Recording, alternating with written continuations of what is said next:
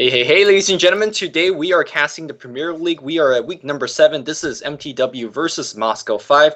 Match has been delayed for a couple hours, but we are here on time. This is for game number 1. This is a best of 3 series, so if you just joined us, we're going to have a couple more games coming your way. Today I'm joined by Nebula's good twin, LD. Hey Lemmy, how you doing, man? Very excited for this match. Of course, we are still waiting for those last 2 spots for the international to be announced, and mTW is definitely in the conversation for that, or at least European fanboys are certainly putting them up there. They've had pretty good results with the new roster, some ups, some downs, but overall certainly making a case that they should be considered for that invite. And you got to figure there's a lot of pressure on them as they go into really every match, because if you don't get those invites, you're looking at a pretty tough road with the qualifiers. Apparently my phone's ringing, so continue talking, sir. In terms of the draft that we're seeing here, as it is progressing pretty quickly, a lot of jungling heroes being banned off, a lot of strong solo heroes, really nothing unusual. Of course, Darkseer, no surprise to see him getting banned. If you leave Invoker in the pool, Synderen is going to pick him up. Every single time Invoker is available, Synderen is gunning for that, immediately secures it for his team. A strong reply from M5, though. They get the leshrac and the Shadow Demon. A really nice 1-2 combo. They can lane together if you want to do it. It can be a dual lane, it can be a tri-lane. Of course, the leshrac and the Shadow Demon both can solo, but nowadays we pretty much only see support Shadow Demon, so expect for him to be in that position. But if you want to combo that leshrac and Shadow Demon in the lane, you can start with that Disruption, followed up with the Split Earth. Very potent combo. And mTW going for a little wombo combo here. They've got the Invoker, they've got the Enigma. The question is, I mean, they banned out the Darkseer, so we're not going to see that, but there's still a lot of other options. If they want to go with something like a Sand King or an Earthshaker, lots of AoE Kings still in the pool, and the question is, are they going to go that route? For now, they opt for their support hero. A little bit earlier than we normally see it, but Crystal Maiden, of course, one of the top supports in the game, and definitely a decent choice there. The question for me is, where does M5 go from here? Will they go with their very standard Nightstalker for Vigas pick? Will they go for something a little bit more farming oriented? I'm guessing we're going to see some more aggressive picks from them. That's normally how M5 likes to play. And I'm not sure if they have 2 stand-ins in here, or if these players are just not using their actual names. But either way, we'll have to see. They are taking their time on this 3rd pick. Going under the 1-minute mark on the bonus time. I'm assuming they are actually using their different tags, because generally I think teams are getting a lot better in terms of changing their tags to their official names before the game begins. So I assume that M5 is playing with 2 stand-ins. Not too surprising for a team like M5. They kind of have 1 or 2 stand-in as per usual every single game. Earlier you were talking about mTW and their slot in the international. I'm personally a little bit dubious. I'm not sure whether they will get the invite after all, but I'll definitely go into my thought in my latest Dota Weekly show. Hopefully that will be coming out very, very soon. A little bit of a shameless self-plug here. But mTW talked about the Enigma as the 2nd pick, and I'm a big fan of Enigma. I mean, we see Wombo Combo, Black Hole, and things like that, but I think Enigma has more and more turned into a early game pusher, as Eidolon gives you a jungling ability as well as pushing ability. And meanwhile, on the other side here, Nightstalker is going to get the picked up. So you call this, you have Vigons, you have one of the best Nightstalker player. He is so aggressive, and that fits to take it perfectly. Now, he does play leshrac as well. So, you know, he's not going to be always on the Nightstalker. So we'll see exactly what Vigas is going to play in just a bit. I have been informed by my good friend Bruno that ASDAF is admir and Hatocracy is silent/SS. So just as to say that they actually are good at changing their tags, I take that back. Well, you know, it's M5 always known for being having that rebellious kind of, you know. Yeah, man. I don't want to go to bad mom streak in them, so. Panda gets the ban here. Interesting to see M5 banning the Panda. Of course, mTW does it the 1st pick coming out of this draft. I'm really surprised they didn't take it as their 3rd selection, just because the Panda. I mean, we cast a game where M5 just got destroyed when they ran an Enigma versus Panda, because PGG did not understand that the Panda agents cannot be black cold, so apparently not valuing that enough to be a 3rd pick. Of course, you know, Vigas loves Nightstalker, so nothing too surprising. They go with the Beastmaster. It gives them a little more pushing power. Now, you mentioned Enigma, you know, is a very strong farmer. He frees up the lanes for you. He can also deal with that hard lane. Another thing he sort of synergizes well with is if we see a Quasixord Invoker, which Synderen has been known to run from time to time, you couple that with Inner Beast, you can have the 2 Forge Spirits up pretty early, as well as the Eidolons, as well as that attack speed art. That is a lot of pushing power. So it's not just the team fight like you mentioned, it's a lot of pushing power. it's a lot of ganking power too, especially with that Sunstrike Invoker and the Roar once the Beastmaster hits level 6. So I like the way mTW is drafting. And I'm curious, they tend not to pick into hard carries, at least recently. It seems they're not, but I wouldn't be too surprised to see one. They have flexibility. Yeah, they do have one of the great carry players, Shasuka. He plays things like Juggernaut, plays things like Doom, which is not the hardest carry in the game, but definitely give you a very strong mid-game push if you really need it. We've seen in the past mTW against teams like Complexity, against Navi, where they just really run a kind of run-and-gun game where they go ahead very fast and very early, but have a little bit of trouble finishing the game because they do lack those late-game carry picks that LD was mentioning. I do want to reiterate one more time about the lack of Panda here. Even if Panda is not banned, I think mTW would still not pick it. I feel like mTW values her laning a lot more so. And sure, Panda is a decent laner, but right now, what we have here is some of the strongest laning combination there is. I do believe Enigma is going to go to jungle, and then we're going to have Beastmaster on that top lane. Perhaps the other way around, Beastmaster jungle. We've seen it once or twice. And then we're going to see Crystal Maiden babysitting someone on the bot lane, and then Invoker mid. We're going to give such a strong early game push. And I do believe M5 is going to have a little bit of difficulty stopping that push unless they go into kind of full-scale hero killing mode, which is what M5 is really known for. So M5 lately also been picking things like Tinker and Crobolus, which both actually stops the push fairly decently. So let's see if they're going to go with those two heroes or they're going to go pick something else. Yeah, and you talked about the Tinkers. mTW actually steals that one up, so I guess we'll see a Tinker babysat in that safe lane by the Crystal Maiden. They could lane it differently, but Tinker is probably the hero that's going to be there. It could go mid, could see the Invoker in the side lane, but most likely the Tinker will be babysat. I've definitely seen other teams run that before. I want to mention with M5, even though they do have heroes that can play the support role, three of them in fact, in the leshrac, the Shadow Demon, and the Windrunner, they're all pretty level and farm dependent as far as support heroes go.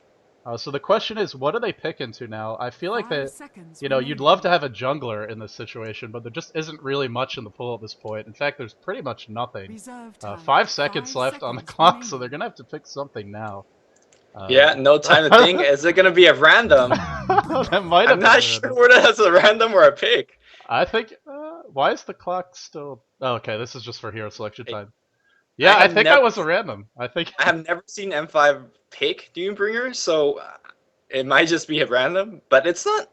It's not bad. It's not bad versus mTW's lineup. I mean, it's not good either. It just doesn't fit into M5's lineup. That's the real problem. I think it counters a lot of heroes in mTW's lineup pretty well, but like you mentioned, their lanes are really strong. I mean, Invoker, top 5 if not higher, a solo hero easily. Enigma, one of the strongest heroes in lane, and probably the best jungler, or certainly up there with the best of them, as we're seeing a bunch of disconnects, so maybe they're... I guess we are remaking. Hopefully our poster is going to be doing that right now. But a Doom pick, yeah, you talked about, so we have a nightstalker, a Doom... What else? Do we have? Shadow Demon, leshrac, and the Windrunner. leshrac. Yeah, so I'm guessing if you're going to pick 2 supports, you're going to just go with the Shadow Demon and Windrunner? Or do you think we're going to go with the more traditional leshrac and Shadow Demon support? I don't think we'll see... I guess you have to have them both on support, right? I mean, it could be the Windrunner on support. I see. We are getting corrected here. I guess M5 actually ran out of time with the random M5 ran out of time with the last pick on the Doombringer, and they did random the Doom, but mTW is being gentlemen about it. They're like saying you could repick that if you want to do so, and then they do repick it as Storm Spirit because apparently PGG's computer crashed during the picks. So, well, he's certainly better in lane than Doom, but it's not like Storm is the strongest laner by any stretch of the imagination. He's not going to have a good time against Invoker. He wouldn't be too happy to lane against Tinker, and I'm assuming he's going to go mid. Now, we could see a jungle Storm. We've certainly seen teams run that before with, varying degrees of success, to put it mildly. I'm guessing it'll be a Storm solo mid, or maybe a dual lane mid. I guess he could combo with... I mean, Storm needs levels. That's really the problem. So you can't... It's not a great thing to dual lane him. But I just don't see him doing well 1v1 against anyone on mTW's lineup. it won't be surprising if he is going to get protective farm on the top lane and have like a range hero pulling for him and babysitting him. Nightstalker might get, well, Nightstalker might need the protective farm as well. It really depends on how M5 wants to run it, and MTW really could easily counter. You got to keep in mind that they have two great solos. We have a Tinker and Invoker, and that Crystal Maiden could just roam into that lane and provide a secondary support. Sure, Invoker and Tinker needs a level, so they kind of don't want to do that, but it's better than to losing the lane completely. And Crystal Maiden, I mean, she's not tied to any lane, so I think this is going to be more towards MTW's favor in terms of laning. We see a very different in terms of playstyle when it comes to the picks. Right now we have M5 going for very heavy hero killing, which is not surprising considering how they play. Storm Spirit and Nightstalker, once it gets going, it's kind of scary, especially if you're down by 3-4 kills. I'm sure we all had those pub experience where, you know, you're down by 6-7 kills, you have no wards on the map because they just timed out, and it's nighttime. And like you have a Nightstalker, perhaps a Gondor and a Storm Spirit on the main team, and you just don't feel safe going anywhere. MTW cannot get behind and cannot get down that hole, but the good laning and the good pushing ability shouldn't allow them to do that. So I favor MTW's picks. Yeah, I do as well for exactly the, you know, what we've both been talking about here really, which is the fact that MTW has flexibility. They had, like you said, the Crystal Maiden can move around because they have those strong heroes that can handle their lanes on their own. That being said, I mean, don't underestimate M5's lineup. They do have a Shadow Demon and a leshrac, two of the strongest level 1 heroes in the game. That's true. You know, even when you talk about level 2, level 3, the damage output, the initiation, very potent on those. And if they get even, let's say, 1 kill on maybe the Enigma, maybe they smoke gank mid, something like that, we could easily see them getting the start they need to get going. So if the Enigma gets caught out, if they're able to catch out one of the solo lanes, sure, Invoker's really strong 1v1, sure, Tinker's really strong 1v1. But if you put those heroes into a 2v1 situation where they get ganked, they don't have too much survivability early on. Of course, Invoker, if he goes for Wex, he'll have Ghost Walk once he hits level 3. But, you know, that's not normally how Invoker's built. You normally get that a little bit later on, and it's not how he wants to play. So I think that's really... that, right? We're expecting the Exhort build from Invoker. I could go either way. I mean, I think it depends on where the Enigma's positioned in terms of how protected he is, where they put down the wards. I'm guessing it would be an Exhort build because it'll give them more pushing power. It has nice synergy with the Beastmaster, and of course, with the Forge Spirits plus the Eidolons. I mean, we've talked about a lot of pushing power. At your service. Plus, you have the Tinker with that global presence once he gets Boots of Travel. I mean, it makes sense to go Exhort in terms of the synergy, and it gives you more laning presence early on. So we'll have to see. I mean, it's going to be interesting for M5 though. Like we keep on talking about it, they just cannot get off to a slow start here. Because they're going to fall behind they're up against an Enigma, he's going to be getting jungle farm. And you don't want to give Invoker and Tinker a good start. So let's go ahead and introduce the players here. I'm going to introduce MTW. Funzy is playing the Beastmaster. Kabop going to be on that Crystal Maiden. All 5 heroes for MTW headed down towards bottom. Shakshka going to be playing that Tinker. And looks like he's going right for a Soul Ring. Effing Mad on that Enigma. He has purchased up a pair of wards as well as Fort Clarity. Synderen already flipping, or telling his hand, showing his hand here. He's going for that Exhort build. So a lot of things early Sunstrikes to talk about before I even introduce the Dire player. What we're watching right now is that Dire wants to get off some jungle wars to see that Enigma jungling, and MTW getting position, trying to stop that. Hopefully it doesn't get into a level 1 engagement, because you talked about how strong M5 is in that early engagement with the disruption, of course, Diabolic Edict or Splurf, depending what the skill choice is. PGG is going to be playing that. Hate Crossy, you talked about, that's SS, I believe. It's going to be on that Shadow Demon. Generally plays a support unless he's playing the carry Carabalus. Admir is going to be on the Nightstalker. Vigos is going to be playing his Windrunner. So, you know, one of his 3 heroes. Blood Angel on the top lane here playing that Storm. Real fast, also you talked about that the Exhort Invoker has been selected. Funzy, he is going to be going to top lane on the Beastmaster. And the reason that we see Soul Ring rush on Tinker is because he's going in the bot lane. So he is going to get the protective farm here with the help of Crystal Maiden. Again, Crystal Maiden could roam to the mid lane if he senses that synderen is in a little bit of trouble. Yeah, synderen is going to have to play really carefully. You can already see M5 wants to go for that level 1 gank. If not on synderen, then certainly on the Enigma. I like the way Effing Mad is positioned very defensively towards the bottom lane. So if he does get into trouble, he's got 2 heroes that can come help him out, instead of just 1. Plus Invoker is not really a hero who can do much at level 1. So I like it for a bunch of reasons. Of course, with the Magic Bush Ward up, Effing Mad is not going to have a good time in the jungle. Immediate initiation on the middle lane. Disruption as well as Splitter. Timed well. Will they have the damage to bring synderen down is the question. It looks like they will. It's going to be close. Power shot cleans with the first blood. So right off the bat, a good start for M5. And we talked about this is exactly what M5 needs. They cannot fall behind, and that's a great start for them. And because you have offensive 2 enemy heroes roaming around like this means that effing Matt's going to have a little bit rough time jungling as well. And he's giving away farm to PGG. Yeah, that's going to be, ooh, nice poison kill here. Denying the 30 gold. But again, yeah, sniping those. And having 2 roaming supports getting those 30 gold, that is so key right now. We do see a very immediate ward being dropped down by effing Matt in the exact same spot. And that's going to give him a little bit of protected avenue for the invoker, but that doesn't mean he can farm because he's so afraid of 2 just charging right into that disruption. That also means that Kabab forced to really leave the lane and help out here. But again, she's got to be careful because 1 disrupt, that means a for sure death for her. Yeah, now they did get the 1 kill. It's a nice start for them, but they're not done yet. I mean, if they settle into a very passive routine here, they're not going to be happy about it because leshrac is level 1, Shadow Demon is level 1. Especially for that leshrac, he needs the levels early on. That being said, we talked about how Kabab can move around, but it is very dangerous for Crystal Main to do that in general, and especially up against this combo. Man, Hatocracy being such a nuisance here up on the high ground. Stealing farm from the high ground to low ground. That's what you see from Chen and Enchantress doing jungling earlier, but right now he's doing that against the Enigma. But he's got to run away from these 6 Eidolons because they do pack a punch. I really like the fact that they are offensively laning this Nightstalker. It really gives them the early game option to dive on the tower and get an early easy kill against the Tinker. All they really need is a disrupt. These players are waiting for the 2-minute rune. It has spawned on the bot lane is a regeneration rune, so and I do believe that M5 will control it as well. M5 is just playing really well in this early get-go. He's really wanted to get the rune for someone else. Unfortunately, SS forced to take it and immediately got blown off by the Nova. Yeah, I'm taking a quick look here at farm, and I'm still a little concerned about the fact that the leshrac and the Shadow Demon are both level 1. Well, as I say that, leshrac does hit level 2. But that being said, their farmers are having a great start. Vigas already having 11 creeps, Blood Angel with 13.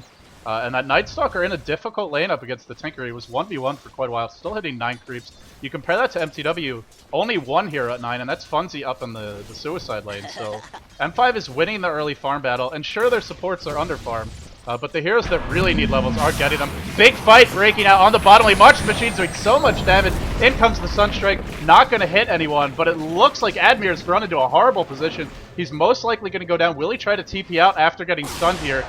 He might try for it, but the Frostbite is available, so he's not going to be able to. He's cornered. He will go down. A bad fight for M5.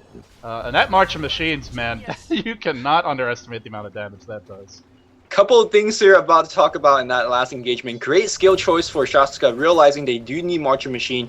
I mean, against a trialing situation like this, Rocket is the way to go. I'm actually a big fan of taking a single level laser, especially when you're getting, oh no, disruption comes in, Splitter that's going to hit, Soul Catcher's on top of him, Amir's going to drop a Nova, Shastka's going to go down. He is going to drop the Marching Machine to do a little bit of residual damage, but it doesn't mean anything. I talked about the level 1 laser, and perhaps that might be useful, but when 3 heroes goes on you like that, it does not matter at all.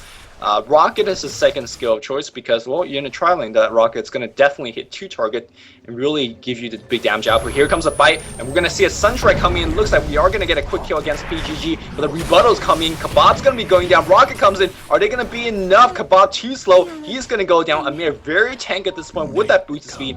Also in that engagement when he got trapped in the trees, he dropped a oh, as we see Vigas coming in with the haste from Shackle Shot, that's going to lash. Effing Mad perhaps will be going down. The Void's going to do it. A couple of right clicks. Amir survives again, comes in and gets yet another good kill. Good rotation by Vigas. You see him do this all the time.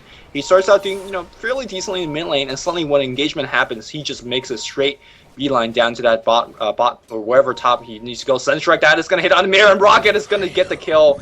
Too much action to talk about, but what I really want to talk about is that earlier when the Amir was dying in the jungle, he dropped the GG branch and then bought the Boots of Speed from the Sneaker Shop. That effectively made him lose 0 gold. So even though he died, his farm is not slowed down.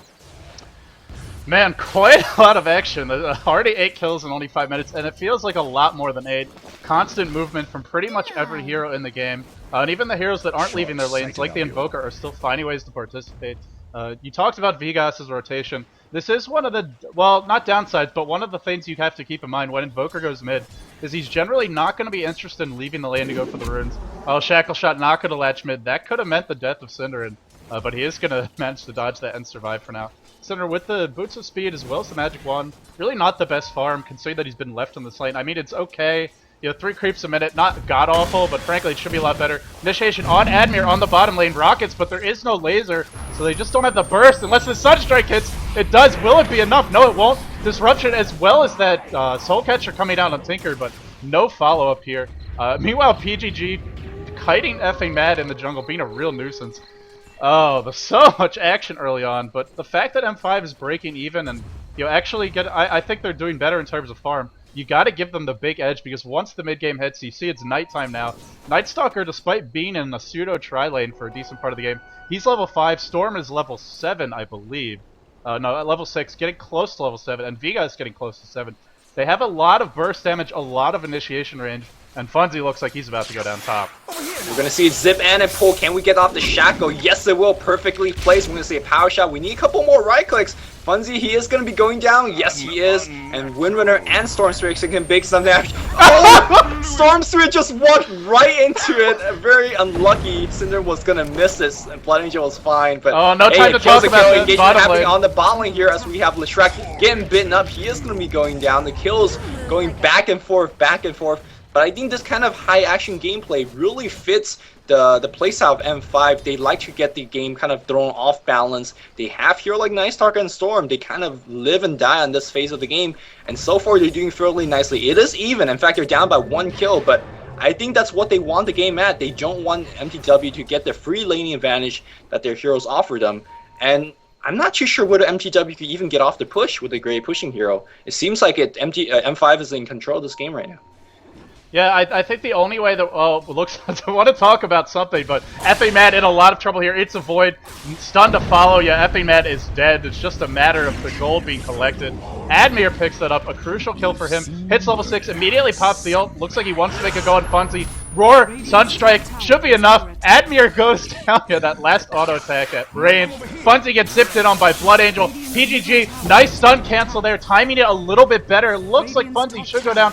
The base armor on Funzy is so high though. He's still alive. In comes Synderen, the cold snap on Blood Angel. Meanwhile, it looks like PGG is getting caught out on the other side of Blood Angel is out of mana here, so he might have overextended as well. This is not what M5 wanted to be doing. And Blood Angel making a long trek. Probably a matter of time before he goes down. Sunstrike is available. He's going to try and zip up the hill, and he's got... No, he doesn't have a healing cell. Is the Sunstrike going to hit? No, it's not. Blood Angel's still not in a good position here. Oh, action on the bottom lane. Sakshka eats a disruption, as well as a Soul Catcher. And it looks like Sakshka is going to go down. A big kill, shutting down that Tinker. He's not going to have the boots of travel anytime soon. Only 950 gold. Yeah, I mean, it's back and forth. M5 definitely playing sloppy at times, but overall, you got to be pretty pleased with how it's going. They did not have strong lanes, and they've still made it work pretty well. Synderen in a little bit of trouble here. Vegas with an illusion rune. One power shot would probably be enough to do it. There's no points in Wex. The power shot is going to hit. Nice job by Vegas. You don't actually have to charge that power shot up. You can immediately cancel it after casting it, and it will do a little bit less damage, and that's all you need there. Effing Mad on the bottom lane, running into Hatocracy. Demonic Purge up on the Shadow Demon. How is he level 6 already? Void will be enough to clean him up. So much action, and it's definitely favoring M5 right now. It favors M5 in a couple ways. Number one, you just talked about these supports hitting level 6. We have an almost level 5 Lesh. We have a little 6.5 Shadow Demon. If this is standard laning where both carriers are trading creep kills, you're never going to see a level 6 support at 9 minutes of gameplay. But if there's so much action going on, these supports, if they're in the right places at the right time, and it seems like Silent is, he is going to hit that accelerated farm. Look at the difference in terms of level between the Enigma and the Crystal Maidens aren't really high, but they're actually farming for a lot of time. So you can see the high support on both sides. And this is going to be high action gameplay so far. 9 and 9 minutes in. Goal difference. 3,000 gold lead here for M5, despite not really pushing. Windrunner, Vegas pushed down a top tower at the midst of all the confusion. So we're seeing some high-level play from both sides. And really, is M5 still ahead at this point? Oh, they're definitely ahead. If you take a look at by every measurement they are, I mean, they've got the heroes that need the early levels and benefit a little bit more from them. Because it just takes Tinker longer to get going. He needs items. The levels are not quite as important. Oh, Shackle shot on effing Mad. He's got a haste turn, but he will be okay. Yeah, I mean, I definitely give M5 the edge here, especially when you consider that, you know, mTW had the heroes to dominate the early game. I mean, sure, Shadow Demon and leshrac is a potent roaming combo, but you have 3 heroes that are dominant solos. I mean, Beastmaster Storm, You could maybe, and in the middle lane, actually, action on Synderen. He does eat a shackle shot as well as a lightning remnant. He's going to go down, and the Sunstrike. This time, Blood Angel does not walk into it. Another kill going their way. I mean, but you talked about the fact that mTW has not been getting the push off, and I think that's the real crucial point here, is nobody is going to get a tower unless heroes die. M5 is getting the crucial kills, they're turning them into towers, and when you have a hero like Nightstalker who can just bully and scare everyone back, when you have to worry about Storm zipping in from long range, it makes it a lot easier to push, even if you don't have the best pushing heroes. Now that being said, they have decent push. They've got Edict, they've got some AoE damage. To nuke down the creepways, looks like there's going to be a big engagement on the bottom lane. Radiant's middle tower and they're gonna go on the Tinker. Tinker losing HP very rapidly. Marching Machine gets dropped. Disruption here, but the March doing so much damage to Rocket. It's gonna get a kill. Tinker gets a double before he goes down, or after he goes down. Mir's gonna go down as well. Crystal Maiden is such an early level ultimate. Sunstrike, that's not gonna hit. I really like Kebab's choice. Not enough Crystal Maiden. Take that early level ultimate. And this kind of early scale engagement is so important. If you have the mana to go for it, and she definitely does, you're going to pop off a lot of damage, and the enemy definitely would not suspect it. Even if you don't get hit too many pulses, this is random, you give your team a 20% slow in AoE, which is good enough sometimes. And that was definitely needed to get the mid kill. Meanwhile, Beastmaster finally getting a little bit push on the top line here. Maxes the Call of the Wild. Interesting skill build. Generally, pro players leave it at level 3, as the 4th level doesn't make your Hawk, it doesn't really increase it that much. Their level is what you need to make that Hawk to give you greater sight and invisibility. And generally they start to put points into Inner Beast because they really need that aura for push. So I'm not really sure what this 4th point really is. It just makes your Hawk and your boar last a little bit longer, which generally isn't the most important thing. Yeah, a little bit unusual. I also want to mention the boar is not going to do much for them at all. I mean, the boar, always something that you think will be useful for ganking, and usually it is, but look at what you're up against. You're up against the Storm. He doesn't care about getting slowed 99% of the time. If he has mana, he'll just zip out. Nightstalker's so fast to begin with, that 20% slow is not going to be enough to, really stop him from getting away. Windrunner has Windrun that's more than enough to escape. I mean, I guess you can maybe look to slow the Shadow Demon, but, he's got Disruption. He's got a lot of survivability, so the boar is not going to offer you much. It's all about the Hawk. I mean, that's why he got it. They're up against the Nightstalker. They're up against the they're up against the Storm. They really want to make sure that, they have some sense of map control, some ability to prevent these ganks from happening. Let's take a quick look at item progressions. We haven't had a chance to do that yet. Vigas already having a Force Staff, as well as Phase Boots and the Bottle. Really nice farm by him. Looks like he's the high farmer of the game right now. Tinker still no Boots of Travel. Actually, as I say that, I believe they were just flown out to him. Indeed, they were a huge pickup, and perhaps very appropriately, nighttime ends at exactly that moment, offering a real glimmer of hope here for mTW. This Boots of Travel Tinker with March of the Machines Vax can push extremely hard. Looks like they want to make a push on the bottom lane. Nice shackle shot onto Funzy, as well as a power shot, but there's just too many heroes here for... No, I'm just kidding. Admir shows up, did not even see him in that fight. Kebab is going to drop as well. Oh, big overextension by mTW, losing 2 heroes there. They're also working down mid. Enigma effing mad has managed to hit level 9 actually. He's farming extremely well with those maxed out Eidolon. Synderen's still not level 10. He actually opted for 2 points in Invoke. A little bit odd. Normally in a game like this I would expect to see getting that 4th point in Quas as quickly as possible. Oh, zip in on the bottom lane. Shoutcast gets pulled, and his Sunstrike behind the tower, not going to hit. Blood Angel has learned his lesson, and he's not going to walk into those anymore. But yeah, I want to talk about Synderen's skill choice here. Normally when you play Crossing Zard Invoker, well, I don't want to say, in this situation when you want to be pushing, you want the double Force Spirit as quickly as possible. It will be delayed a little bit longer. Now that being said, he's not too far away from level 10. But having those early on is huge, especially against a hero like Nightstalker. If he's diving a tower, you have put Cold Step on him. You have 2 Forward Spirits pounding away. He's not going to be moving. Eddie's going to be taking a lot of damage. So a little bit surprising in terms of the skill build. We'll talk about the skill build a little bit right now. Vigas doing some invis blocking, waiting for his teammate to come in. His teammate nowhere near his shackle shot. It is maxed at this point. Sunstrike is being thrown. Where is it being thrown? I'm not too sure. Synderen not going to get latched by the shackle shot, so he is fine. I think most pro players do actually take the invoke. The 2nd level invoke, as it does 5 seconds of a difference. It's a difference between an extra spell and not, so it's a fair choice. Level's not, between 10 and 11, not the biggest deal. He is going to find that level eventually. Hopefully he doesn't go down a couple more times. But really, when you're just checking on the item differences, I just feel like mTW is so far behind right now. Phase Boot and Trez was Vigas' item 5 minutes ago, but he got a double kill on the bot lane, got a tower deny when Funzy was trying to suicide for that tower. and really nothing's going mTW's way. But you know, they're getting a lot of kills. 13 kills is what they have right now. But I feel like whenever they get those kills, they just die immediately after. So they never actually get those kills for item purchase. Shaska trying to TP out. We make it out just barely. And Blood Angel might actually die to a Sunstrike. This is... Uh-oh. Sunstrike was just used, but, well, actually, I say was just used, but it is coming off cooldown. A lot of pings coming out. They really want to make a go on the Sunstrike. It's nowhere in the ballpark. It's not going to hit. But certainly a nice effort. That March of the Machine, so potent early on. I mean, you had a Storm Spirit who normally would be fine going for a deny, and then just zipping out, but he just couldn't stand near the tower because of March of the Machines. A really strong, I mean, people normally think it's strong for pushing because it does damage to creeps. It's also very strong for pushing because of the way it zones enemy heroes out of positions that they want to be in. Vigas looks like he was trying to make a go on bottom, but he is driven back. Yeah, he's up to another 1,000 gold, so Vigas definitely farming really well this game.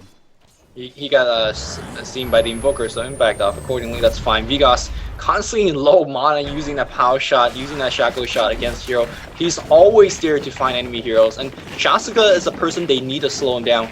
At this point in the game, if Shasuka ever gets up to Hex, it can become a new game. He is easily picked off though, so Stormstrict, Nightstalker definitely needs to get Shasuka's number. They cannot allow him to get big.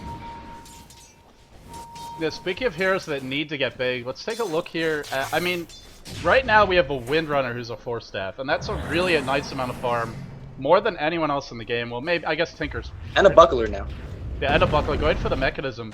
But they're really game-breaking gankers, are the Storm and the Nightstalker, and they're actually not that big. I mean, they have really good levels. But in terms of items, I mean, you look at the farm, it's just not really fantastic for either hero. The Nightstalker in particular has horrendous creep stats. The kills and the assists pretty good, which is why the level is nice. But even if you look at Blood Angel, I mean, he's actually doing pretty well. He's got the soul booster if he wants to go for it. Still a bit away from the Bloodstone. How do you feel about Bloodstone in this game? I'm not sure what I think about it. I mean, it's not going to be the earliest Bloodstone ever, and that can be a knock against the Bloodstone, but it really fits M5's playstyle. I mean, look at this, we're 18 minutes in and there's 14 kills already going for their direction. And if you kick off the mid game, if you can farm that Bloodstone before the Nightfall, I think that's going to be a big game, because once you're ganking with the Nightstalker, you're going to be getting so many kills, and most likely you're not going to be dying because Nightstalker is going to be taking the full brunt of the nukes and whatnot. So right now he's just 1,500 gold, I believe, away from that Bloodstone, and if he finish it again before the Nightfall, it is going to be so huge. It's late, but it's still a good day. And also, again, it fits playstyle of M5 fairly nicely, where if you die with Stormster, generally that means a comeback time, at least for a minute or so, for the enemy team, since they removed the most dangerous ganker on the enemy side. But Bloodstone makes it so that, hey, you're going to be back in 10 seconds, and suddenly, whatever pressure you might have lost because your Storm died, you gain it immediately back. And that's one of the most beautiful thing about Bloodstone, that a lot of players underestimate it, so we see, you know, God take fully advantage of that, you know? Well, Lumi, you mentioned pressure, and I gotta give a shout out to my boy Shakska on that Tinker right now, because he is just pushing every lane constantly. Look at where the lanes are on the map. I mean, they're actually not that far on the dire side, but considering the fact that, you know, M5's got a lot of spammers, they've got a Windrunner, they've got a leshrac, they've got a Storm, a lot of heroes that can push well, as well as a Shadow Demon who's got a max Shadow Poison. But up against this Tinker, he's just keeping all the lanes back. It's freeing up the Enigma as well as synderen to farm in the jungle. So everyone's getting their items. The Tinker is actually leading the way in terms of gold per minute, despite not having a fantastic start. I mean, he has died 4 times. Normally, if a Tinker's died 4 times in 20 minutes, it's not a good sign for his team. But he's getting a lot of assists, he's getting a lot of kills, and crucially, he's getting the farm. So it's at this point, it looks like it's going to be a battle to see who can get their core items up quicker. It looks like Tinker's a slight edge here on the Storm, but you mentioned the synergy of the Storm as well as the Nightstalker with that ganking combination, feeding the Storm those Bloodstone charges. Disruption on the top lane. Crystalline is just flat out dead. Not sure that Funzy should even try to help him, but he's put out a bad position. Oh, Sunstrike is going to hit on PGG, so they get something. But 2 kills going the dire way. They're going to be very happy with that. M5 getting kills in the daytime. Tinker tried to teleport in and help that as well. I'm not too sure, and maybe a little bit lucky for him for that range creep did die when he's trying to TP in. I also want to say Shaska's doing such a good job pushing out the lane. He's pushing out against a Nightstalker and a Storm. and he can get jumped very easily, so kind of a bold play regardless. But this nighttime, a second nightfall here, and let's see what Vigos and his squad could do. Admir getting some farm up. Admir's not that farm, he's just got an Order Club and another 1,000 gold in the bank. I think he is going to be going for, I want to say BKB, but there's 2 ultimates on the enemy side that goes through BKB, so, but still, it gives you so much more immunity. Sure, you can get roared, sure, and you can get black hole, but what actually burst damage is coming on the damage side? You can get stunned in BKB, but they still can't shoot you down with rockets and laser because you have immunity to that. So I still think that BKB will be a strong choice, but if you just run by the secret shop right now and pick up a point booster, then I'll face comp. Right, yeah, I mean, that's a great point. mTW does not have the best burst. I mean, sure, they've got an Exhort Invoker with Sunstrike. That's a decent amount of burst, but he's gone for Arcane Boots, as well as a Bracer and a Force Staff. No real damage items on him. Which is not unusual for an Invoker to see this build, by any stretch of the imagination. But it means he's not going to be right-clicking nearly as hard as he could be with different items. Tinker, you know, very reliant on nukes to do his damage. Of course, March of the Machines does go through BKB, even though it's magical damage. Something important to note, so we might see the Nightstalker overextending into that in team fights. But aside from that, I mean, where is the damage? That's a great question. If Nightstalker gets that BKB and Storm has a Bloodstone, I feel like they can easily take a fight here. Well, speaking of a fight, Mad is in the worst possible position. Even with the mechanism in the Ogre Club, he just is no match for this combination. He's going to go down. The question is, will anyone even bother to rotate that direction? No, they won't. They're all the way across the map. Yep. And the question is whether M5 is going to keep on pushing towers. I feel like they're almost on purpose leaving these towers up. They have so many options, so many chances to push down towers, but they're not choosing to do so. Look, in that instance, they could have just blown up the creep wave and go for a push. I felt like if they just leave these tier 3 towers or tier 1 towers up, they can make their ganks actually a little bit easier. I can't believe it. And as you see Tinker teleporting, oh, he's not going to survive this at all. He does have a force step, but it was on cooldown. And now he goes down, and finally this tier 1 tower going down. 22-minute tier 1 being destroyed. You might think that the enemy team is doing so much better, but M5, they're so in control right now. Up by 4 kills, whole bunch of gold. Let's see exactly how much. Actually, Radiant's up by gold. I can't believe it. Is Tinker farming that well? Seems like he is. He's spying back, he's porting mid. Here comes a Stormster. Vigos charging ahead against 3 people. He is not afraid because he knows he has backup. Here comes the Nightstalker. Funzy's teleporting out. Kebab is going to be the free food. Do they want Kebab? Kebab's coming in, trying to bait it out.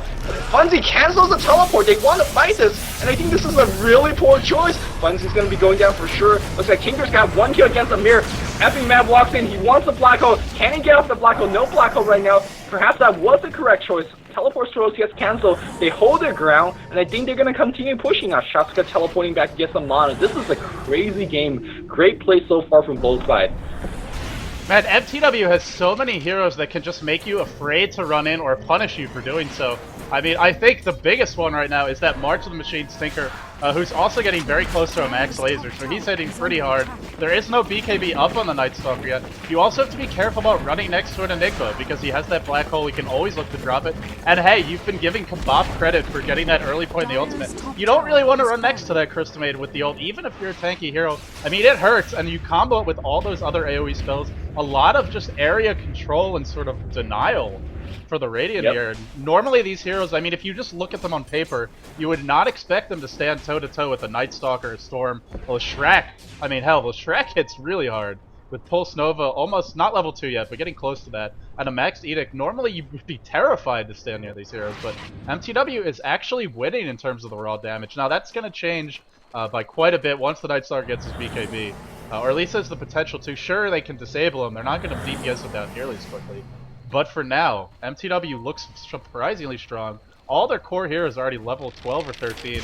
Actually, I would say out-leveling M5, and I think the XP graph, well, it doesn't reflect that quite, but I mean, if you look at the levels, they have them where they need them. It's fine for Crystal Maiden to be under-leveled at this point. Yeah, and also I'm very surprised that the Radiant squad's leading in terms of gold, because the kill is different, the tower is a little bit, actually they caught up in the tower. In fact, they're leading in terms of tower. mTW, when I have not been watching, has pushed down to tier 2 on top, tier 2 in mid, and only 1 exterior tower stands here. In fact, they're protecting their own tower quite a bit, so in that they're getting a lot of gold advantage. Also, look at Tinker's gold earn. He is almost hitting 10,000 gold earn. He's just been teleporting around, of course, and that means his teammates not earning gold, but Matt also catching up, as he's almost hitting 9,000 gold earn. this gold, I don't know where mTW is finding the gold, but they're finding it. Synderen is actually a little bit behind in terms of gold, but he's doing fairly, decently as well. Look at his items, got a 4-7 and a point booster.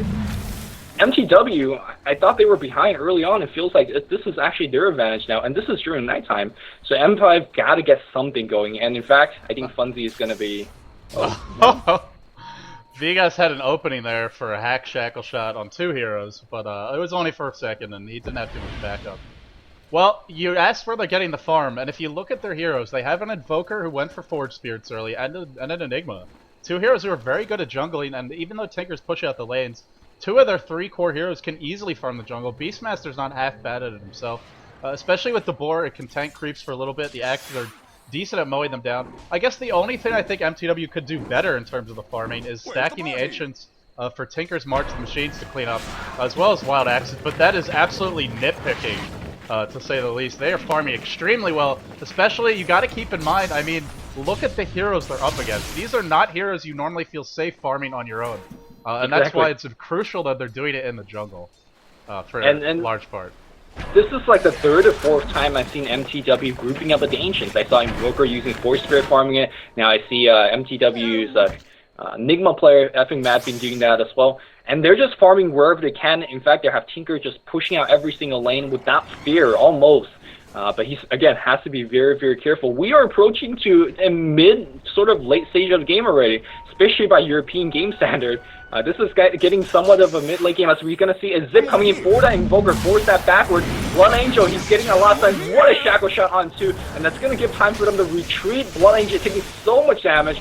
You bet that Sunstrike is going to be attempted. He zips almost into it. Good prediction by Synderen, just a little bit missing here. And we have, it looks like a teleport out from the Storm Spirit. Would this be time to go into Roshan, trying to burst that down? But no, the dire advantage means that everyone could TP to those tier 2 if possible. I don't think mTW should go for it. In fact, they are going to go back and farm the jungle. Perhaps they're going to go for the late game victory.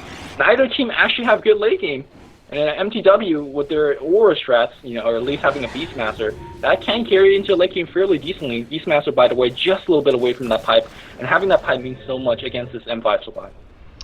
Well, there's no anti-mage in this game, but that being said, I mean, if you look at the heroes, as far as non-hard carries go, these guys actually have a lot of potential to carry. I mean, or at least to do damage in the late game. And I said there's not too much damage on the Radiant side, but if it goes long enough, Exhort Invoker hits pretty hard.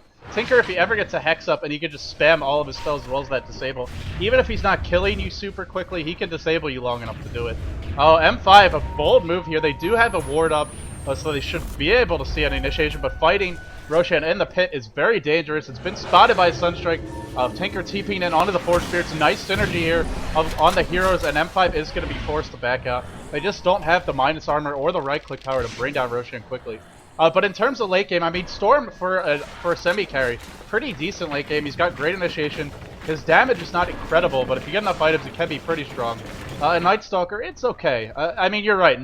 There's no anti-mage in this game. There's no Morphling. There's no Alchemist. Shout out to Lumi's favorite carry. But there's still some potential to go late, and I'd say it's pretty even. So it's really going to come down to positioning, initiation, and who gets the Roshan. That's going to be huge. Both teams are staying relatively close to it, aware that at any moment there could be a fight breaking out. Yeah, well, when it comes down to positioning, I gotta put the hero potential in the favor of M5, simply because they have this booster just zipped away from the Roshan pit to the mid lane, because he can, and he will, and that's what he did. Also, for the Roshan fights, of course, M5 naturally has the dire advantage, but with that said, you have a Beastmaster, the Hog will give you sight, you have a Tinker, not only in those kind of Mexican standoff here at the Roshan pit, you have the Hog to provide sight, and that Tinker could just rock it all day long. Also, you have a Tinker that could push out the lane and then still join back in those Roshan fights. So it seems like the Dire should have the advantage because they have the map, but with these exterior towers being taken down, nice here by Vigos, and the fact that the Radiant have a Tinker and Beastmaster combo, I feel like mTW actually has the Rosh advantage.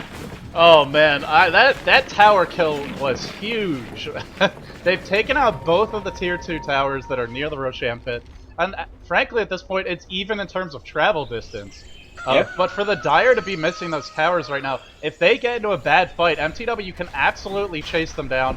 I mean, they don't have the best chasing heroes, but what they have are a lot of disables. And mTW feeling very confident is going to take a fight in the pit because it looks like M5 is prepared for this one, or at least making their way over. Shadow Demon spamming that Shadow Poison a little bit. shoutcast TPs into the pit. I don't think this is the best place for him to be. He is kind of protected here, spamming Margin Machine like his life depends on it. Roar going down on PGG. He gets bursted down immediately. Storm zipping all over the place. A buyback from somebody. Blood Angel actually picks up shoutcast. Immediate buyback from shoutcast, who can come right back into the fight. The gem is on the ground. Admir pops his BKB. He's looking for some kills here, but with the pipe up, he's not going to be able to do anything. And actually, Admir is the one on the retreat. Well, I said the boar wouldn't do too much, but with the combination with the frostbite, it's going to be more than enough. Admir overextends. He will go down. Does anyone else have buyback on M5? I don't believe Admir does. And even if he does, there's no BKB up. I believe the Knight will be done by the time he gets back to this fight. So it looks like mTW is going to be able to take it. M5 trying to deny these wards. Getting a little bit of vision. Nice 2-hero shackle shot. Will we see a pull on the Synderen? We will. Mechanism will. Pulse Nova on the high ground doing a lot of damage. Effie Mad goes for the Black Hole. Only hits Blood Angel, but the Sunstrike to follow. Looks like Blood Angel will go down. Not able to zip out. Everyone from M5 survives. Finally, the Crystal Maiden goes down, but they will happily give that up. Buyback from Blood Angel. Kabop even buys back. Crystal Maiden ready to go balls deep for this Roshan.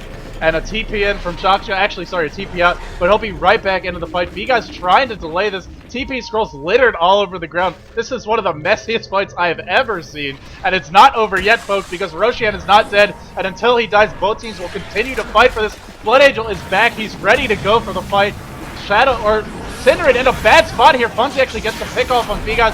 Synderen 4-step onto the high ground. He goes down though. Vigas has positioning as well as the... No, sorry, he does not have a DD root. Roshan getting very low. Will Roshan go down? Sit back in from Blood Angel. He mistimes it. Will he get the Aegis? He does get the Aegis. He's going to come back with full mana. shoutcast is trapped by the Disruption Illusion. Zip in on nothing. Actually, it looks like he's going to retreat. Hatocracy probably going to... Actually, Disruption. Oh my god, the damage from that Shadow Poison. So powerful. Effie Mad in a lot of trouble. Zipping continuing from Blood Angel. Finally, the kills happen. The pipe cools down and comes back into the fight. Funzy running for his life. It looks like he should be going down here. Funzy will go down. This is the danger of losing a fight to a Storm Spirit, is he will just be chasing everyone down. I say that. Actually, the M5 is overextended. Tinker is back in the fight again. BKB gets popped by Admir, but it's daytime, so I'm not sure much they'll do. They get Kabop, and I think, finally, the fight will be over. Were wasted on me. Wow, what a team fight. And I gotta say, it's so hard to call this one, but if I could just give a gut impression, I think M5 came a little bit ahead. Walking into that pit, Radiant was completely prepared. They had 3 buybacks available. One on the Tinker, of course, one on the Invoker, and Crystal Maiden, believe it or not, had a buyback, and she definitely used it in that fight. They were so committed to take that Aegis away from the Storm Spirit. Unfortunately, Storm Spirit had a buyback himself. He died and bought back because Bloodstone will, make you lose less go when you die. He was right in there. He not only did he steal the Aegis away, he also got so many kills afterwards. That means his Bloodstone is now back to a healthy amount of level 8 charges. Not the best, but again, after death, that's not too bad. And I think denying that gold and also forcing so many buybacks from mTW, that's pretty good. Now, of course, if you're M5, you also use a lot of buybacks. So neither team really, I guess, too happy about that exchange. And Vigas might be a little bit trouble, so he's got to be very careful. Who do you feel came out a little bit ahead? So we see more engagement happening on the mid lane. Shadow Shot, that's going to lash. We're going to see a split up as well by Tinker coming in. He's going to be forcing everyone away with those rocket lasers. Where's that Storm Spirit? Storm Spirit is nowhere to be seen. Here comes the Roar. Nice disruption to dodge so many spells, but he is going to go down regardless. Delayed it a little bit. Storm Spirit is just farming on the top lane. He has no port. What the hell is he doing? Yeah, I'm not sure. It's either his fault or his team's fault, because if they wanted him to farm, they should not have been so overextended mid. He is absolutely the most important hero on their team right now. If they want to win a fight, Storm has to be there. mTW actually threatening high ground. The ult is back up on Effie Mad. I'm not going to have a chance to do any sort of analysis from Oso, because they're sieging the tower right now. They are committed to this push. A lot earlier I wanted to mention, Vigas picked up a Demon Edge. He's working towards what I imagine will be an MKB. Speaking of other item progressions, Tinker has a Hex. He's actually had the gold for about a minute or so. Finally picks it up. That is a huge pickup because Storm does not have a BKB, does not have a Linken's, does not have any way to dodge that Hex. And if he gets Hex, he is most likely, almost certainly going to die. How many more adverbs can I stuff into this sentence? Nightstalker will be okay in that situation because he does have the BKB. But still, they have the Roar, they have the Black Hole. The one thing M5 is going for them is Storm has a Bloodstone, so if he dies, he can either buy back, or he can come back very quickly. And if Enigma's Black Hole, we saw in the last fight, Enigma used the Black Hole just to kill Storm. But because he had the Black Hole, because he had the Bloodstone, actually I think he bought back. But, you know, Bloodstone works in a similar fashion where, you know, now the Black Hole's down, you come back into the fight. That's a huge ult, because not only, you know, can he use it on you, you don't have to worry about it as we do see Windrunner getting picked off. So that was a complete chain stun, given the fact that Tinker does have that well, perma-hex is what we call it. As if you have enough mana, you could keep one person constantly down with the rearm hex, rearm hex, rearm hex. But yeah, you talked about how right now Vigas is trying to get the DPS because the team actually need the DPS. Last fight we just saw, you know, BKB, Nightstalker running in, but he actually doesn't do too much at this point, and it pushed so much stress on Nightstalker to tank and also get off that key silence. If you're Nightstalker, do you silence Enigma to prevent the Black Hole? Do you silence Synderen to prevent his spellcasting? Or do you silence a Tinker? Like, and none of them actually. Well, actually, Enigma has a BKB, so he's probably not the best target to go for. But if you silence a Tinker, he's going to just Force Staff away and come back in a bit. Same thing with Synderen. Like, they both have Force Staff, and I really believe that Nightstalker's effectiveness is going to be lower and lower as the game progresses. Oh, Tinker up top in a little bit of trouble here. Admir hexes him. Will he be able to TP out? No, it looks like he won't. The Split Earth hits. Huge zip in from Blood Angel. That was a long chase. A lot of resources being used for that kill. mTW charging in. It looks like PGG is going to eat a Roar and go down here. Roar to start. Axes to follow. Nova to clean it up, and down he goes. Actually, Funzy getting the last hit. Effie Mad, check out the shop. They do find Admir, but he's got the BKB. I think he'll be okay. No, long range cold snap. That Crystal Maid ult even getting dropped. BKB is wasted. Or not wasted, but forced to be used, I should say. So definitely a very successful recovery there from M5. You know, at first it looked bad. They lost their most important hero in that Tinker, but they got something nice in return. Yeah, well, I'm not sure whether leshrac for a Tinker is a decent trade, especially that Tinker well, now with a hex. Charge. Yeah, well, I'm still not happy about losing the Tinker if I'm on the Radiant side, because having that Tinker alive means that every single lane is getting pushed out. And you talked about how earlier he was doing such a good job of that. Not only is he pushing now, he could actually join actively in the ganking because he has that perma-hex, has a Force Staff to get in position for those hexes as well. So now mTW has to play defensive for the next for the next 10 seconds or so. And that gives M5 a little bit of leeway to do what they want. Unfortunately, they couldn't get the gank off either. Thanks to that Beastmaster Hawk, which is kind of flying overhead. They are looking on the mid lane, paying for that one, but Tinker's back, so maybe they're going bot instead. Oh, they see Tinker using that Force Staff. This is time to go. Storm Step this in from a mile away. There's going to be a pull. Will that be enough here? There's going to be a Hex and trying to pour it out, but Disruption is going to be there, and he is going to be dead. Wow, another death. He doesn't have buyback. He is dead for a long time. 70 seconds on the top lane. Admir pops the BKB. And it's going to be just fine, actually. Enigma didn't use the ult there. Probably was a good decision not to, if they need that Black Hole. But they're going to lose bottom tower. Roshan control going back. Hawk actually getting killed by Blood Angel. Nice snipe by him. Funzy in not the best position. Should probably run away. And indeed, he is retreating towards his team. Yeah, I mean, I love the way M5 is playing right now. They're abusing their mobility with the Nightstalker, with the Storm. They're using smokes, the Windrunner with the Force Staff. Speaking of that Windrunner, very close to that MKB, and if they don't focus her down, which they probably won't, I mean, it seems like Storm and Nightstalker and maybe leshrac are the high priority targets. Windrunner are very hard to lock down normally, well, you know, when Vigas isn't busy charging the 3 heroes anyway. And if they don't lock him down, he is gonna hurt, man. I mean, everyone on the Radiant pretty low in terms of armor, or not especially high anyway. And he definitely has that Focus Fire max, so could definitely pump that out on any hero that is, I mean, just on the duration of a slow or a Storm pool, he could probably just bring down half to close to, you know, 75% of HP just with a single Focus Fire.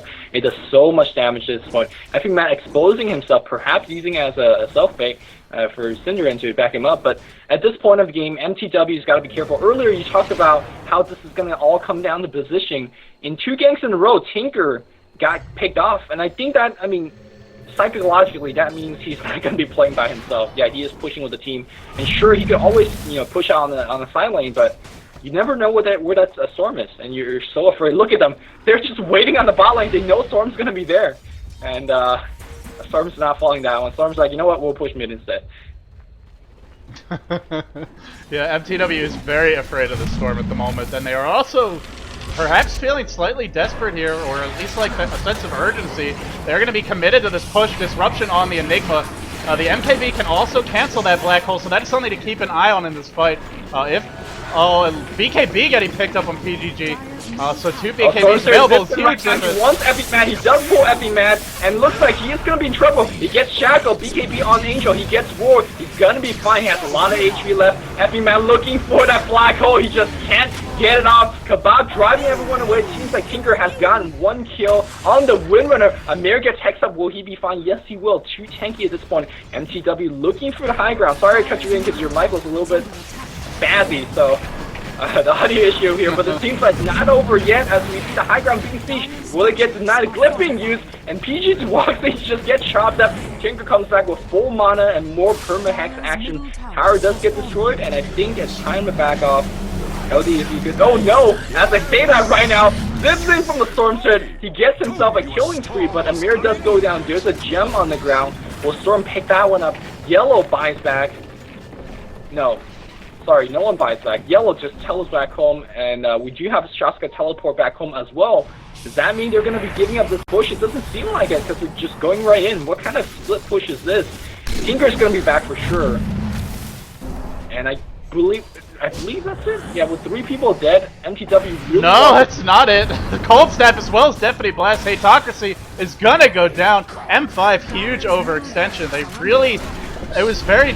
Their positioning there, I mean, they have those mobile heroes, but still, it's very difficult to dive into 5 like that, and I think it cost them the game. They're going to lose racks here. Question is, will they lose more than one? The Nightstalker's up in 20, Roshan is up, so they can go straight into that if they want to. And at this point, they have the damage to bring it down. Is my mic better, by the way? Oh, and that shackle shot on the Effing Mad. Zip in from Blood Angel with that BKB. Effing Mad will be going down. No black hole for him. He did use it earlier. Funzy in a little bit of trouble. The pipe really shutting down Storm here.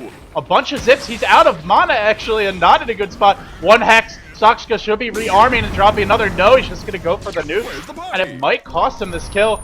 Oh, the Sunstrike. It's not going to hit. Nice zip from Blood Angel, but he is going to go down. And with that kill, 4 heroes dead, I think that's enough to go high ground for second center X. Going to mTW. I kind of knock on Blood Angel a little bit.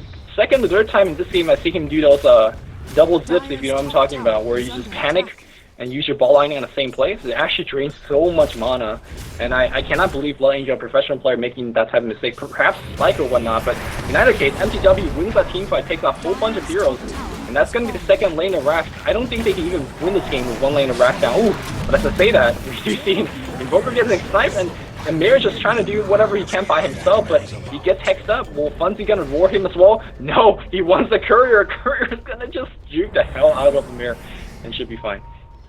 Yeah, Courier really not important at all at this point. mTW just got so much gold. They're going to be ahead no matter what. Roar coming out. This is what they need, is at least 1 kill. Looks like they want to go for 2. The huge zip in from the Storm for another kill as Funzy does go down. And he gets the Crystal Maiden. 2 very important kills. Will they be able to get Roshan? They really need to have any shot at coming back here. Because if you don't, as soon as mTW respawns, they're going to have the map control with the Tinker, with the set of racks down mid to easily be able to take that Roshan, and with an Aegis up either on the Tinker or the Invoker, it's pretty much going to be lights out. It's going to be very hard to win a fight up against that. They have a little bit of time here to go for the Roche Pit. We do have a buyback on the Beastmaster. We have no buyback on the Crystal Maiden. And even if Beastmaster buys back, he's going to be a long trek for him. He does have a smoke ready, though. I like that. It looks like they're going to make a go. Well, we have the Beastmaster buyback. Is it on cooldown? No, it's not. He could do it right now. He's not doing it. Does he believe that M5 would not bring it down in time? They're not really high in terms of DPS. We do see the Lincoln being popped by Amir, and now Vigos going on top of it with his Focus Fire. Damage is slowly piling up. And no buyback still.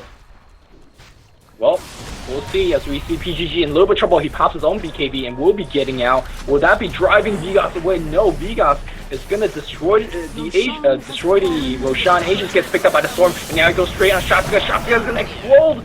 I don't believe it. mTW might be giving this game right back to M5.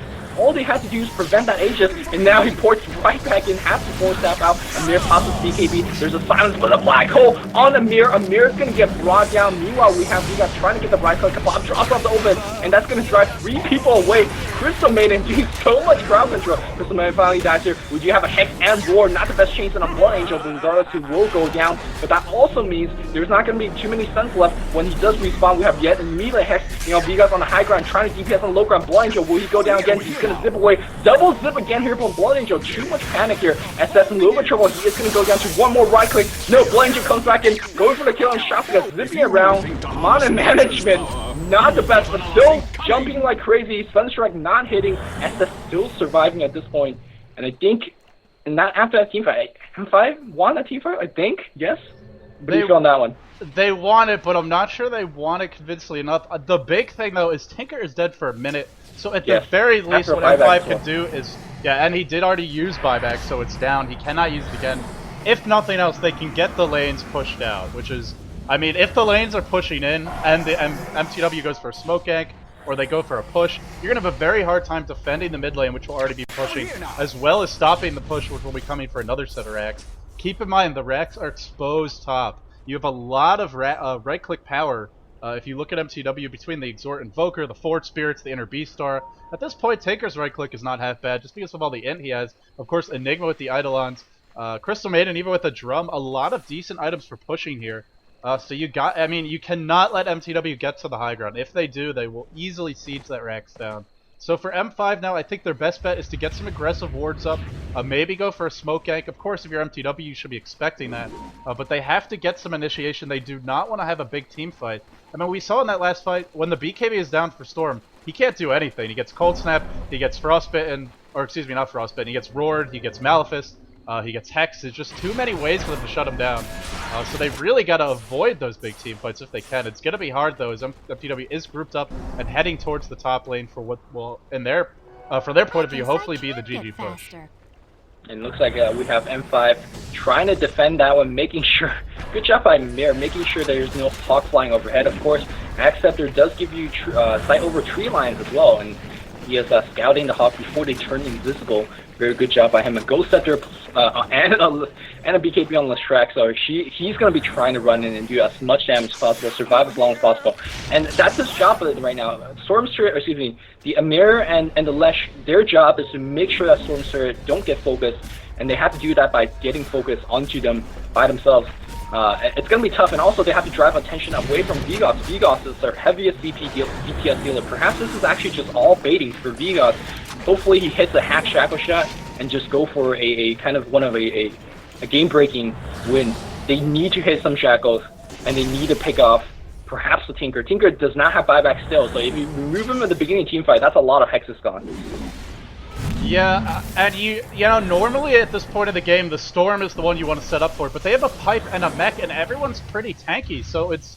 I don't think Storm is going to... I mean, what he gives you is that initiation. What he's not going to give you is the ability to burst anyone down. So I think you're completely right. Vigas is the damage dealer right now. He's got to get a good initiation. Roar coming out into Shadow Demon. Huge black hole and 3 heroes with the BKB. That is pretty much game. At least it looks like it will be. That was a huge black hole. 1 kill coming out. Storm still zipping all over the place. Shock's in a lot of trouble. Actually, he might go down here, but he doesn't have money for buyback. Admir forced away. Nice grouping up here from M5, or excuse me, from mTW. Not going to let anyone get picked off.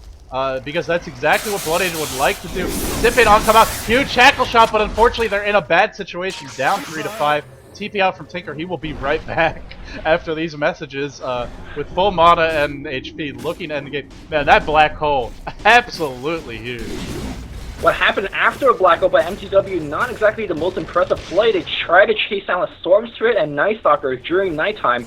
I felt like when 2 heroes are down on the dire side, you just make the push. They lost about 20 seconds of precious moment. I think they will still get the racks, but perhaps they have to pay a little bit more now. There's a roar against Admir. Admir gets forced out around tower, still gets go down. Vigas trying to do whatever he can, but simply just not enough backup. And that's going to be it. 2 sets of racks mTW is up by, and they're going to actually go back. No, they want to swing for the bot, and GG's going to get called. Whew! This is a crazy game. 50 minutes in, we have over, what, 72 kills? 72 kills exactly. What an intense play, but mTW just slugged it out. I felt like this was one of those boxing matches where two boxers just traded punch back and forth, and mTW just survived barely.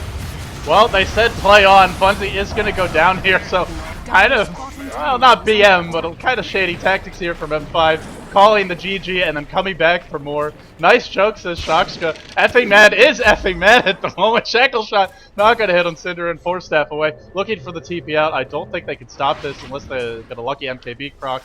He's gone. No idea why he left, says PGG, but they're going to fight on 4v5. I do not see them coming back. I mean, you're up against the Tinker, which at this point is basically like being up against Nature's Prophet. And if you've ever watched either of us cast when a Nature's Prophet is in the game, if you go down racks to a hero like that, it is almost impossible to come back. Tinker's certainly really no different than that regard. The Radiant not too happy. I mean, once you call GG, the game's over, but they're like, no, just kidding, we're going to keep playing, and I'm pretty sure mTW is just free to leave the game right now and claim their win, but, or at least I think so. But mTW says, yeah, sure, we'll play it. We're only up 2 racks, up by a whole bunch of gold at this point. But yeah, anything could happen in Dota, so let's not be too for sure about it here. There is no Divine Rapier to be traded away, so it's going to be a little bit harder than it, otherwise would be for M5. But they're going to make a go. Zip it on Shockska, who doesn't buy back if he goes down. Or I believe he does. BKB is being popped left to right. Pulse Nova doing crazy damage here in the middle of the fight. And Blood Angel really over-zipping. You've talked about all game. He's out of mana. He's going to go down. Actually, not before taking Effing Mad with him. Shockska in the fight, still alive. He might have actually TP'd out and come back, or he bought back. I'm actually not sure. Shackle shot onto him, as well as a Sunstrike hitting both heroes. Vigas on the run here. He will get away. I don't think they have the horses to win this race, 4v5. Yeah, that horse is damn tired to win this race by itself, as really running on the last leg. Vigas gets off a shackle shot, but he doesn't do damage that quickly. He's got to back off at this point here. There's a Hawk flying overhead. You can actually TP on the Hawk. And Bunzy and Tinker could do some crazy kind of ninja gang action if they really want to do so. But that was a team fight. That was, someone won by M5, but even with that was not enough. Tinker bought back, survived the team fight, and really they're slowly sieging in. You can see the top creep wave, the mid creep wave pushing in. And if you're M5, you gotta start defending that. They're playing this 4v5 as well, so down a hero. Yeah, I'm not really sure why they're saying. Do they really believe they could win this game? Again, they have the heroes to do so. They have so good at mobility. But all mTW need to do at this point is just stick as a group. And perhaps even wait for the third Roshan, and they will just get the game for sure. Yeah, one thing I want to mention here, since I guess the game is not officially over, so it's our duty to cast it out. Although Shockska is currently chilling at the fountain. He finally TP's out. I want to mention Shockska has not had any sort of item progression. Apparently we really need to restart the call. Yeah, so let's go it's a little bit. Let's do so right now.